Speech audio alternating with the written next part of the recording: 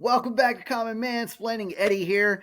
Guys, I cannot believe that I am even doing this today, but as a common man, from time to time, we ponder these absolutely ridiculous prospects, right? And one of the memes that's going around the world right now is who would win in a fight between a gorilla and 100 men, right?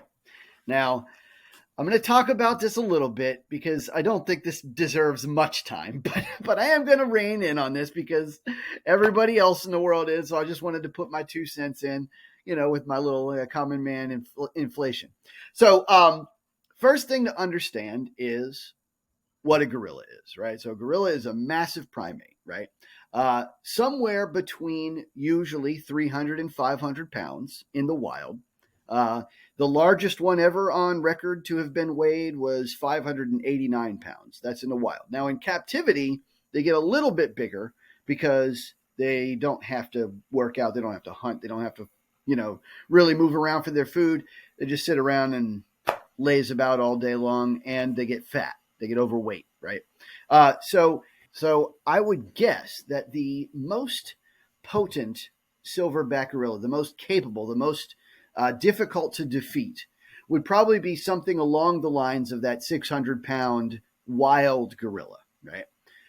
So if we're assuming that you're fighting the best of the best on the gorilla side, then the question is, how big is a man and which kind of men would be in that fight against a gorilla? Now, men can be taller than gorillas. The tallest man on record was 8'11", right? Men can be heavier, although it's usually not a good sign if they are, right? I think the heaviest man on record weighed over 1,000 pounds, but that person was effectively worthless when it comes to anything athletic. They basically couldn't move around. They were basically dead meat, literally.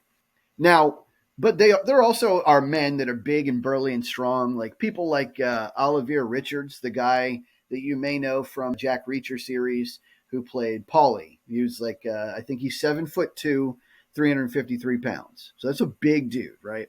Not quite the size of a gorilla, but about half of the size of that monster gorilla. That gorilla is as big as you get for a gorilla, and this guy is still about half his size, right?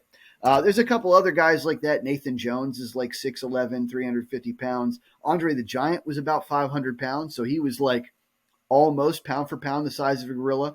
Although Andre the Giant wouldn't be the kind of guy that you would really want in this fight. You'd really want men who are all very, very, very healthy, in very good shape, and have fighting experience, right? So now, who you put in the ring with this gorilla means a lot, right? Now, when you say men, that doesn't necessarily mean like physically males. It could be just mankind, right? So it's important to note that there'd be a significant difference whether or not you're putting men and women in this field, right? Women would have a much harder time defeating a gorilla, if they could ever accomplish it. So the kind of people I would assume you want in this arena are like all males, all athletes, preferably with a fighting sport, like preferably wrestling, jiu-jitsu, boxing, MMA, that kind of thing. You want somebody with like Muay Thai skills, somebody who's trained to dodge, trained to deflect, trained to throw punches, trained to, to inflict damage. All right. So you'd want all males, all heavyweights, like all over 200 pounds, and you'd want 100 of them. And you'd want to incentivize them to the point where they're willing to die, right? Because that's the key thing. The other thing that's really involved here is this intimidation factor, right? You can have a bunch of guys go in there and then lose because none of them are willing to be that first person to go up to the ground. And I don't blame them, right? Like I wouldn't want to be that guy either, right? Like it's likely that the first 5 to 10 people that attack the gorilla will face serious repercussions, if not death. And maybe more if they don't coordinate. So that's another aspect to it as well, is whether or not mankind has the ability to. Of course, if they bring tools, that's a cheaty face. Like that's obviously with guns or even like sticks or spears or something, it would be a very quick match.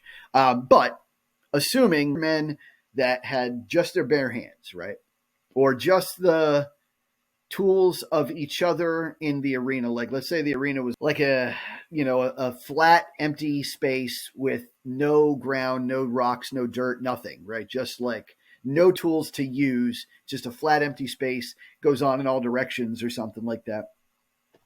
That's the kind of scenario I'm imagining, right? The next variable is, I'm guessing it's the biggest gorilla. I'm guessing it's 100 large athletic men, all with fighting experience. Then I think the 100 men win quite handily. I think. As far as strategy is concerned, I think you'd probably want to surround it, and assuming that the gorilla it understands that it must fight to the death, which would be kind of a complicated thing to impress upon a gorilla because they're not the sharpest tools in the shed. Assuming the gorilla knew that this was a fight to the death, you could probably taunt it. Right? You could probably surround it, taunt it, and then convince it to chase after a couple of people who would then run as fast as they can to try to get away. Now, gorillas, one of their weaknesses, very much like human beings, by the way, is that their stamina isn't great. This is a big key, right? This is why you'd want athletes in that arena, because that's one of the first things that happens in fighting sports. If you're not in extremely good shape, you gas out very, very fast. I remember from my fighting days when I used to be a wrestler in high school and college, when I used to do kickboxing, when I used to do MMA, you had to train all day long, every day, just to make sure that you were able to manage that 5-minute sprint, right? Because you're putting your time and effort, you're putting your life into it, right? 5 minutes of wrestling at the collegiate level is it's like an hour of football. It's like an hour of playing soccer or baseball or something like that. You are moving. You are using every ounce of all of your muscles all at once for as long as you can. And that's a very difficult thing to do. That's what fighting is like, right? So if you get a gorilla to chase people and then gas out really quick, then I think you could probably beat. I think that would probably be the best strategy. Second would be for everybody to just jump on it at once and take whatever damage they're going to take.